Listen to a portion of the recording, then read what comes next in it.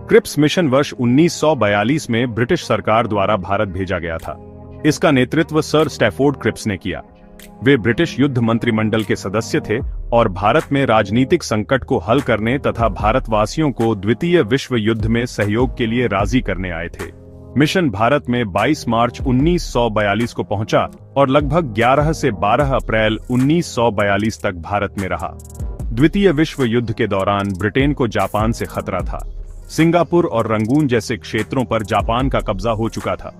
America और चीन जैसे मित्र राष्ट्रों ने ब्रिटेन पर दबाव डाला कि वह भारत को युद्ध में शामिल करने के लिए राजनीतिक रियायतें दे। क्रिप्स मिशन के मुख्य प्रस्ताव युद्ध के बाद भारत को डोमिनियन स्टेटस देने का वादा किया गया, यानी भारत को स्वतंत्र राष्ट्रों का एक संघ बनने का अधिकार होगा, लेकिन ब्रिटिश राष्ट्रमंडल में बना रहेगा।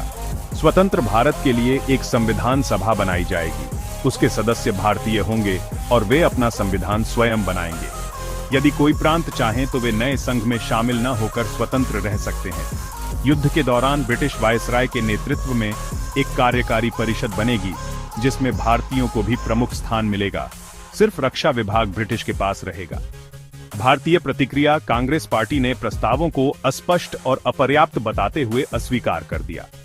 उनका मुख्य विरोध इस बात से था कि भारत को तुरंत स्वतंत्रता नहीं दी जा रही थी और संविधान सभा के गठन की प्रक्रिया में ब्रिटिश हस्तक्षेप बना रहेगा। महात्मा गांधी ने इसे एक खोखला प्रस्ताव कहा और यह एक पोस्ट डेटेड चेक है जो डूबे हुए बैंक पर लिखा गया है। मुस्लिम लीग ने प्रांतों को अलग होने का अधिकार मिलने का स्वागत किया, क्योंकि इससे पाकिस्तान की मांग को बल मिलता था, लेकिन लीग ने भी मिशन को पूरी तरह स्वीकार नहीं किया।